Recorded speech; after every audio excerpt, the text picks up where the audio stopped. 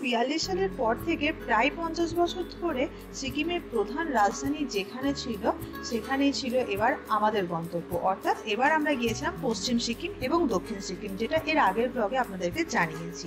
যদি এখনো অবধি না দেখে থাকেন অবশ্যই একবার চেক করে নেবেন। এর আগের ব্লগ অর্থাৎ পার্ট 1 ব্লগে আপনাদেরকে জানিয়েছি আমরা কোথায় গিয়েছিলাম, সেখানে কোথায় ছিলাম এবং এই ট্যুরটাতে আমাদের কিরকম কি খরচ হয়েছিল এবং কিরকম কি আপনাদের লাগতে পারে সমস্ত ইনফরমেশন এবং তার সঙ্গে সঙ্গে আরো ইম্পর্টেন্ট কিছু ইনফরমেশন। যাই হোক, আজকের ব্লগটা শুরু করা যাক। নমস্কার সকলকে, আমি অর্চিতা, অর্চিমের ট্রাভেল ব্লগ চ্যানেলে আপনাদের সকলকে স্বাগত জানাই নতুন একটা ব্লগে। আশা করছি আপনারা সকলেই ভালো আছেন। যারা এখনো আগের ব্লগটা দেখেননি তাদের জন্য বলে দিই, পশ্চিম সিকিম এবং দক্ষিণ সিকিমের এই ট্যুরটা আমাদের ছিল 3 রাত 4 দিনের।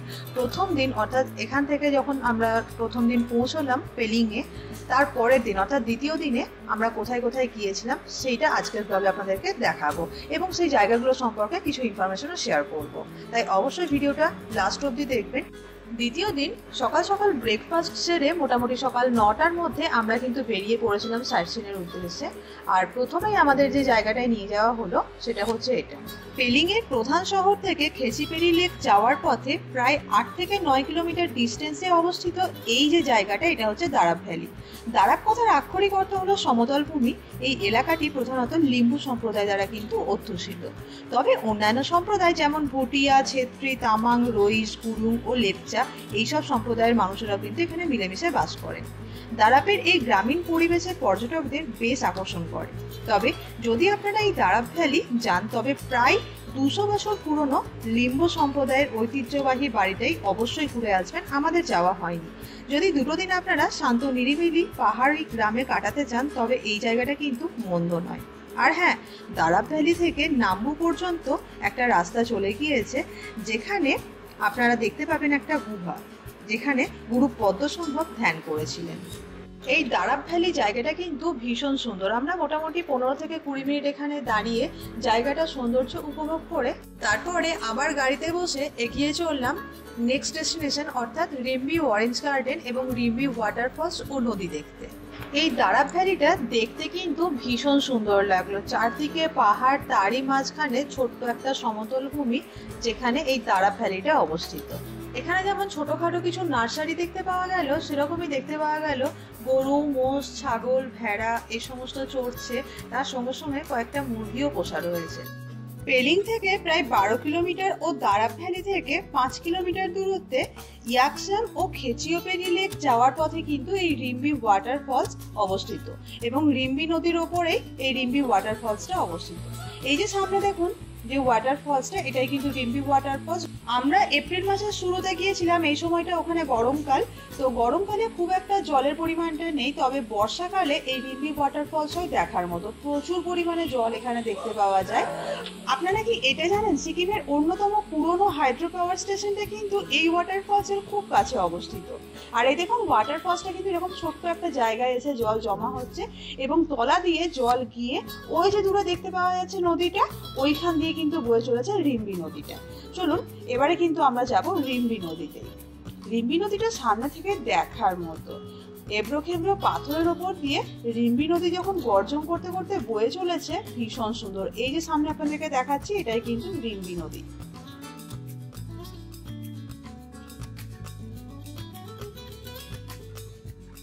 রিম্বি নদীর জলের রংটা দেখুন লক্ষ্য করার মতো। জলের কালারটা ঠিক অ্যাকোয়া গ্রিন কালার যেরকম হয় একদম সেই রকম। যাই হোক, এই যে সামনে রাস্তাটা দেখতে পাওয়া যাচ্ছে এই দিকটাই কিন্তু যাচ্ছে রিম্বি নদী এবং অরেঞ্জ গার্ডেনের ওই দিকে।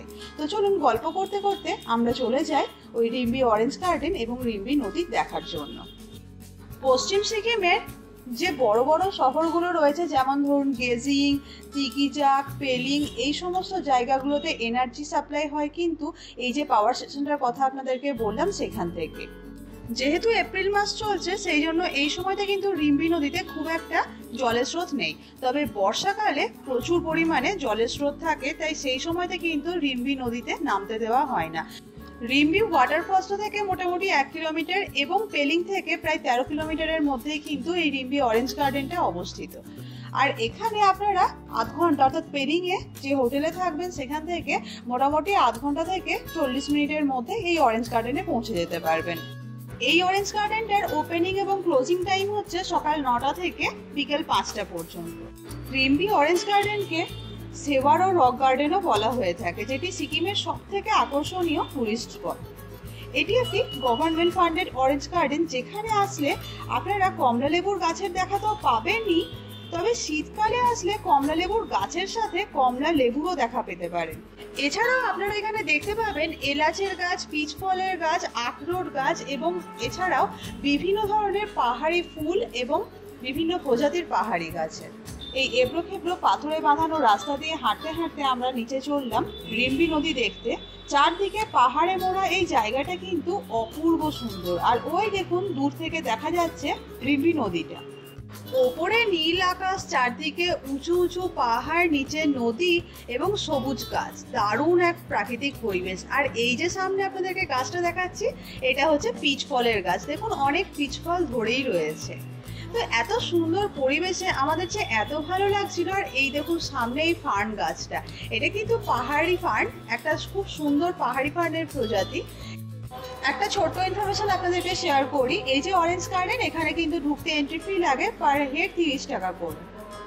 বিভিন্ন প্রজাতির ফল এবং ফুলের গাছ, রিম্বি নদী, পাহাড় এবং তার সঙ্গে সঙ্গে সবুজের এত অপরূপ সৌন্দর্য দেখতে দেখতে মন ভরে যাওয়ার পরে হঠাৎ পেটে যদি খিদে মনে হয়, তাহলে তারও কিন্তু এখানে ব্যবস্থা রয়েছে। এখানে রয়েছে ক্যাফেটেরিয়া, যেখানে আপনারা মোমো, ম্যাগি, এছাড়াও ব্রেড জ্যাম, ব্রেড অমলেট এবং আরও বিভিন্ন ধরনের ডিশ কিন্তু পেয়ে যাবেন ব্রেকফাস্ট হিসেবে। আর দেখুন গল্প করতে করতে চলে এসেছি কমলালেবুর বাগানের কাছে। এই যে সামনে আপনাদেরকে দেখিয়ে দিচ্ছি কমলালেবুর গাছটা, এখানে দেখুন এখনো কিন্তু কমলালেবু ধরে রয়েছে। তবে কমলালেবুগুলো কিন্তু ভাববেন না যে ফেক বা অন্য কিছু, এটা কিন্তু একদম রিয়েল কমলা লেবু।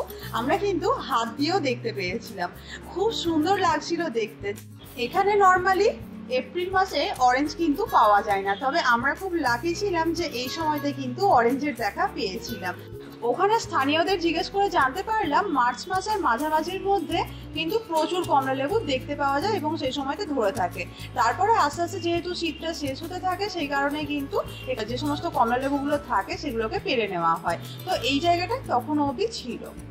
কমলালেবুর বাগান ঘুরে দেখা হয়ে গেলে আমরা এবার চললাম রিম্বি নদী দেখার জন্য। চলুন আপনাদেরকেও দেখিয়ে দিই। আর রিম্বি নদী সত্যি এখানে খুব সুন্দর, একদম ক্রিস্টাল ক্লিয়ার এবং খুব ঠান্ডা এখানে এই জলটা।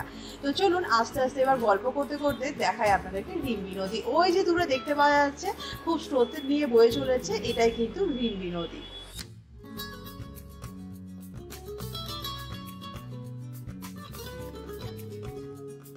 বেশ কয়েকটা সিঁড়ি পেরিয়ে নেমে চলে আসলাম রিম্বি নদীতে। এই যে সামনে প্রচন্ড স্রোতের সঙ্গে অ্যাকোয়া গ্রিন কালারের নদীটা দেখতে পাচ্ছেন, এটা সেই আমাদের বহু আকাঙ্ক্ষিত রিম্বি নদী। কি সুন্দর দেখুন দেখতে লাগছে, আমার তো ভীষণ ভালো লাগছিল।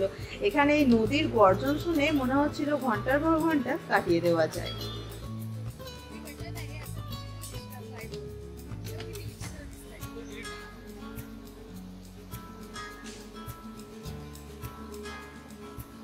পাথরগুলো নিশ্চয়ই দেখতে পাচ্ছেন, কি বিশাল বিশাল পাথর এখানে। আর এই পাথরের সাইড দিয়েই বয়ে চলেছে এই নদীটা। জলটা দেখুন এখানে কি সুন্দর না। যেহেতু নদীটি এখানে ভীষণ খরস্রোতা, সেই জন্য নদীতে কিন্তু নামতে দেওয়া হয় না। তবে এই সাইড থেকে যে অংশটুকু জলের বেরিয়ে আসছে, সেইখানে কিন্তু আপনারা নদীর জলে হাত দিতে পারবেন। এই রিম্বি নদীর জলে হাত দিতে দিতে মনে পড়ে গেল ইয়াংথাম ভ্যালি, অর্থাৎ যখন আমরা নর্থ সিকিম গেছিলাম ওখানে যে ইয়াংথাম ভ্যালি ছিল, ওখানে যে নদীটা ছিল সেখানেও এরকম ভাবে জলে হাত দিয়েছিলাম। সেখানে তো সেই সময়তে স্নোফল হচ্ছিল, বৃষ্টি হচ্ছিল, তার মধ্যেও জলে হাত দিতে কিন্তু ছাড়িনি। রিম্বি নদী এবং রিম্বি অরেঞ্জ গার্ডেন ঘুরে দেখা হয়ে গেলে এবার আমরা চললাম আমাদের যে নেক্সট ডেস্টিনেশন তথা খেচিবেড়ি লেকের উদ্দেশ্যে। পেলিং শহরের উত্তর পশ্চিমে প্রায় 34 কিলোমিটার দূরত্বে এই খেচিবেড়ি লেক অবস্থিত, যেটা উইশিং লেক নামেও পরিচিত। পুরো পশ্চিম সিকিমের সব থেকে পবিত্র একটি হ্রদ, যেটি বৌদ্ধ ও হিন্দুদের কাছে খুবই পবিত্র। আশপাশের সবুজ বন এবং লেকের শান্ত জল এই লেকের প্রধান আকর্ষণ। এই যে সামনে বড় গেটটা এখন দেখতে পাওয়া যাচ্ছে, এটি কিন্তু খেচিবেড়ি লেকে ঢোকার প্রধান গেট। এই দিক দিয়েই আমরা ঢুকবো। তার আগে আপনাদেরকে চারদিকটা একটু দেখিয়ে দিই। সামনের অংশে এই যে বড় জায়গাটা দেখতে পাচ্ছেন, এটাই কিন্তু পার্কিং এরিয়া, যেখানে আপনাদের গাড়ি পার্কিং থাকবে। এবং এরপরে আমরা আস্তে আস্তে চললাম খেচিবেড়ি লেকের উদ্দেশ্যে। এখানে যেমন খেচিবেড়ি লেক রয়েছে, তার সঙ্গে সঙ্গে রয়েছে একটা বিশাল বড় মনাস্ট্রি, যেটাও কিন্তু আজকের এই ভিডিওতে আপনারা দেখতে পাবেন। লেকে যাওয়ার পথে এই যে দুদিকের রাস্তায় দেখতে পাচ্ছেন বিভিন্ন ধরনের দোকান। এখানে যেমন আপনারা বিভিন্ন ধরনের জিনিস কিনতে পারবেন এখানকার মেমোরি হিসাবে। এই যেমন ধরুন ধূপকাঠি, ধুনো, এছাড়াও বিভিন্ন ধরনের শোপিস এবং বাচ্চাদের খেলনার জিনিস। তার সঙ্গে সঙ্গে খাবারেরও কিছু দোকান রয়েছে, যেখানে আপনারা চা, ম্যাগি, ডিম টোস্ট, মোমো এরকম জিনিস কিন্তু কিনে খেতে পারেন। এই যে রাস্তাটায় ঢুকলাম, যেখানে অ্যারো চিহ্ন দিয়ে লেখা ছিল খেচিবেড়ি লেক, এই দিক দিয়ে যেতে হবে, ওয়ে টু খেচিবেড়ি লেক, সেই দিকে রাস্তায় ঢুকে গিয়েছি। রাস্তায় ঢুকে ডান দিকে রয়েছে এরকম ছোট্ট একটা মনাস্ট্রি। আচ্ছা, কখনো কি এমন স্বপ্ন দেখেছেন যেখানে আপনি একটা রহস্যময় হ্রদের তীর ধরে হাঁটছেন, যার চারপাশে রয়েছে প্রচুর উঁচু উঁচু পাহাড় এবং চারপাশ সবুজ গাছপালা দিয়ে ঘেরা, এবং তার সঙ্গে সঙ্গে দারুণ একটা পরিবেশ? দেখেছেন কি? যদি এরকম স্বপ্ন দেখে থাকেন তাহলে এই জায়গাটা কিন্তু আপনার জন্য। এখানে যদি আপনারা আসেন তাহলে এইখানে এই যে হ্রদটা, এই হ্রদটার যে রহস্যময় গল্প বা ঘটনা, সেটা তো আপনাদেরকে বলবোই এই ব্লগে। তার সঙ্গে সঙ্গে জায়গাটা এতটাই সুন্দর, এখানে অসংখ্য পাখির কিচিরমিচির শব্দ, এর সঙ্গে সঙ্গে চারপাশে সবুজ গাছপালা, পাহাড়, স্ফটিক স্বচ্ছ জল, তার মধ্যে সূর্যের রশ্মি পড়ে প্রতিফলিত হচ্ছে। এই রকম একটা দারুণ পরিবেশে আপনার ব্যস্ত শহুরে জীবনকে একেবারেই ধুয়ে মুছে ফেলে দেবে। খেচিবেড়ি লেক যাওয়ার পথে এই জায়গাটা কিন্তু আমাকে ভীষণ আকর্ষণ করে। ওপরে দেখুন আকাশ দেখতে পাওয়া যাচ্ছে না, চারিদিকে শুধু ঘন অরণ্যে ভর্তি। পিছনে আওয়াজ শুনতে পাচ্ছেন ঝিঝি পোকা আর পাখির ডাক। আর এই যে সামনের এই মহিলাটা, যিনি অনেক কেক মারছেন, এনাকে চিনতে পারছেন? আসুন তবে পরিচয় করিয়ে দিই। ইনি আর কেউ নন, ইনি হচ্ছেন আমি, যার গলা এখন আপনারা শুনতে পাচ্ছেন। আর তার কোলে রয়েছে ছোট্ট একটা পুচকি সোনা, যেটা আমার মেয়ে। আশপাশের সবুজ বন এবং লেকের শান্ত জল এই লেকের প্রধান আকর্ষণ। কথিত আছে এটি ইচ্ছা পূরণকারী হ্রদ। যদি আপনার মনে কোনো ইচ্ছা থাকে তবে তা প্রার্থনা করলে নাকি সেই ইচ্ছা পূরণ হয়। হ্রদের একদম বিপরীতে রয়েছে এই সুন্দর একটা জায়গা, যেখানে একদম উঁচুতে রয়েছেন গুরু পদ্মসম্ভব, যিনি ধ্যানরত অবস্থায় রয়েছেন। আর তার চারপাশটা রয়েছে ঘন অরণ্যে ঘেরা। আর এই দেখুন এখানে ছোট্ট একটা স্তম্ভ রয়েছে, এবং স্তম্ভগুলোর নিচের অংশে রয়েছে প্রেয়ার হুইল, যেখানে চাইলে আপনারা গিয়ে প্রেয়ার করে আসতে পারেন। আর তার চারপাশে রয়েছে এরকম উঁচু উঁচু পাহাড় এবং ঘন অরণ্য। আর তার ঠিক নিচে রয়েছে এই সুন্দর খেচিবেড়ি লেকটা। হ্রদটির চারপাশ পাহাড় এবং ঘন অরণ্যে ঘেরা, আর এখানকার পরিবেশ ভীষণ শান্ত।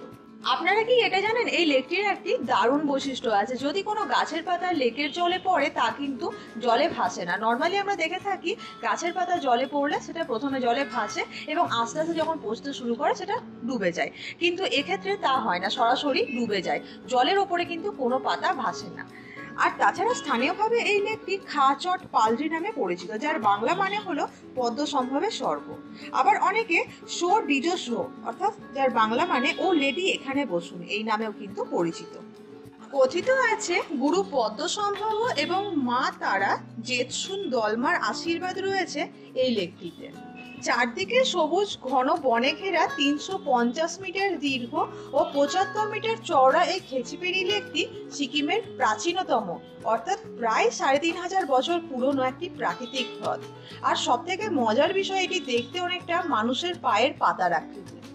যাই হোক, এই লেকটা ঘুরে দেখা হয়ে গেলে প্রায় বেশ কিছুক্ষণ এখানে সময় কাটিয়ে এরপর আমরা চললাম খেচিবেড়ি লেকের মধ্যে যে মনাস্ট্রিটা অবস্থিত সেটা দেখতে। খেচিবেড়ি লেক যাওয়ার যে রাস্তাটা, সেখান থেকে বেরিয়ে বাঁ দিকে এই উঁচু যে জায়গাটা রাস্তাটা চলে গেছে, এই দিক দিয়ে গিয়েই কিন্তু ওই খেচিবেড়ি মনাস্ট্রিটা দেখতে পাওয়া যায়। দুটো ছোট্ট বাচ্চার কাছ থেকে জেনে নিলাম এই মনাস্ট্রিটা বন্ধ এবং খোলার টাইম।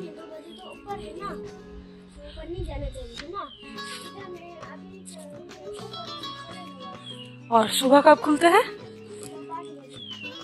सुबह 5 बजे खुलते हैं।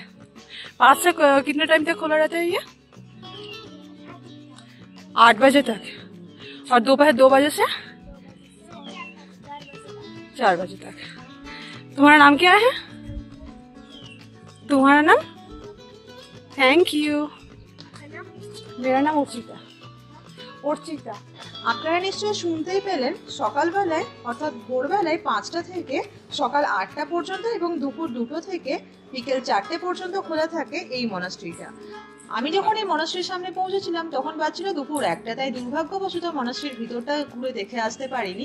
তবে বাইরে থেকে আপনাদেরকে মন্দিরের বিলাসবহুল স্থাপত্য এবং খোদাইগুলো দেখাচ্ছি। এগুলো দেখলে বুঝতে পারবেন ঐতিহ্যবাহী তিব্বতী বৌদ্ধ শিল্পকলা এবং তার সংস্কৃতির পরিচয়। এই মনাস্ট্রি থেকেই আপনারা উপভোগ করতে পারবেন মনোমুগ্ধকর সূর্যোদয় এবং সূর্যাস্তের দৃশ্য, যা আপনাকে মনোমুগ্ধ করতে বাধ্য করবে। এই মনাস্ট্রি কিন্তু সারা বছরই খোলা থাকে, তবে ভিড় এড়াতে আপনারা উইক অফ ডেজ ছাড়া সোম, মঙ্গল ও বুধবার আসতে পারেন। সকালের দিকে আসবেন, জায়গাটা ভীষণ শান্ত এবং বিভিন্ন রকমের পাহাড়ি পাখির আওয়াজে মুখরিত হয়ে থাকে। যাই হোক, মনাস্ট্রিটা দেখে নেওয়া হয়ে গেলে এবার এগিয়ে চললাম কাঞ্চনজঙ্ঘা ওয়াটারফলসের উদ্দেশ্যে। এবং দেখুন, চলে এসেছি। সামনে প্রচুর গাড়ি রাখা রয়েছে। তবে একটা কথা বলে রাখি, ওয়েস্ট সিকিমের রাস্তা কিন্তু ভীষণ বাজে। কিছু জায়গায় ভালো রাস্তা পেলেও বেশিরভাগ জায়গাতে কিন্তু রাস্তা খুবই বাজে পেয়েছিলাম, যার কারণে সময় লেগেছিল অনেকটা। আচ্ছা ভাবুন তো, একটা ঝর্ণা অনেকটা উঁচু থেকে ভীষণ জোরে আওয়াজ করে নেমে আসছে নিচে, আর এবড়ো খেবড়ো পাথরের ওপর দিয়ে চলে যাচ্ছে অজানা জায়গায়।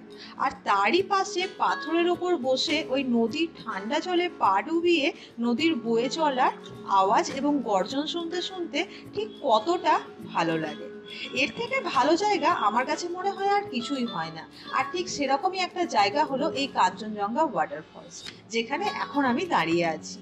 পেলিং থেকে মাত্র 24 কিলোমিটার দূরে অবস্থিত এই অতীব সুন্দর জলপ্রপাতটা, যেটা সিকিমের বৃহত্তম জলপ্রপাতগুলির মধ্যে একটি। প্রায় 100 ফুট উঁচু থেকে জল অবিরাম ঝরে পড়েছে। তবে এতক্ষণ যে ওয়াটারফলস দেখলেন, এটা কিন্তু কাঞ্চনজঙ্ঘা ওয়াটারফলস নয়। এই যে এখন আপনাদেরকে দেখাচ্ছি, এটাই কিন্তু কাঞ্চনজঙ্ঘা ওয়াটারফলস, যেটা 100 ফুট উঁচু থেকে জল অবিরাম ঝরে পড়েছে। আর যদি আপনারা এই কাঞ্চনজঙ্ঘা ওয়াটারফলসে আসেন, এন্ট্রি ফি লাগবে 2 টাকা। সকাল 8টা থেকে বিকেল 5টা পর্যন্ত কিন্তু এই ওয়াটারফলস আপনারা যে কোনো সময়তে এসে ঘুরে যেতে পারেন। আর এখানে রোপ রাইডিং এরও ব্যবস্থা রয়েছে, যেটা জন্য পার হেড 100 টাকা করে আপনাদেরকে পে করতে হবে। আমার ঠিক পিছনে রয়েছে কাঞ্চনজঙ্ঘা ওয়াটারফল, যেটার জল প্রায় 100 ফুট উঁচু থেকে মাটিতে পড়ছে। দাঁড়ান, আপনাদেরকে দেখায় ওয়াটারফলসের এই যে জলটা মাটিতে পড়ছে, তারপর কোন দিক দিয়ে গড়িয়ে যাচ্ছে। দেখুন, আমার ঠিক পিছন দিয়ে এই যে জায়গাটা দেখতে পাচ্ছেন জলটা, সেই দিক দিয়ে কিন্তু জলটা গড়িয়ে চলেছে। এত উঁচু থেকে জলপ্রপাতের জল পড়ার আওয়াজ নিশ্চয়ই শুনতে পাচ্ছেন।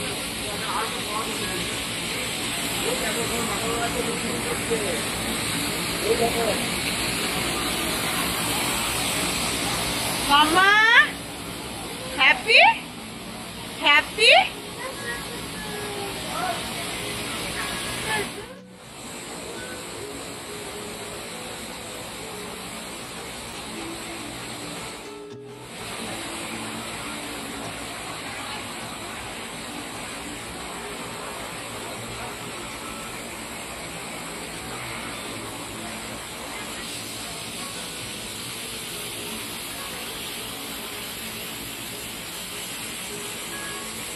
কাঞ্চনজঙ্ঘা ওয়াটারফলস দেখতে গেলে আপনাদেরকে কিন্তু বেশ কয়েকটা সিঁড়ি উঠে তারপরে আপনারা দেখতে পাবেন। ওই মোটামুটি 25টা থেকে 30টা সিঁড়ি উঠতে হবে। আর এই দেখুন, ডান দিকে ওই ছোট্ট ওয়াটারফলসটা থেকে জল গড়িয়ে পড়ছে।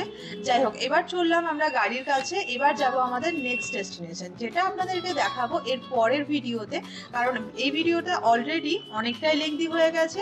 আমি এখন রাস্তার অন্যদিকে রয়েছি। এই যে সামনের জায়গাটা দেখাচ্ছি, ওই দিকটা দিয়ে যাচ্ছে কাঞ্চনজঙ্ঘা ওয়াটারফলস। আর এই যে নিচে দেখুন জল বয়ে চলেছে, ওই কাঞ্চনজঙ্ঘা ওয়াটারফলসের জলই কিন্তু এখন বয়ে চলেছে এই দিকটা দিয়ে। তো আজকের এই ব্লগটা আপনাদের কেমন লাগলো অবশ্যই নিচের কমেন্ট বক্সে লিখে জানাতে ভুলবেন না। যদি কিছু ইনফরমেশন আপনাদের জানতে লাগে তো অবশ্যই কমেন্ট সেকশনে লিখে জানাবেন। ভালো লাগলে অবশ্যই ভিডিওটা লাইক শেয়ার করবেন। ভালো থাকবেন, সুস্থ থাকবেন, দেখা হচ্ছে নতুন ব্লগ।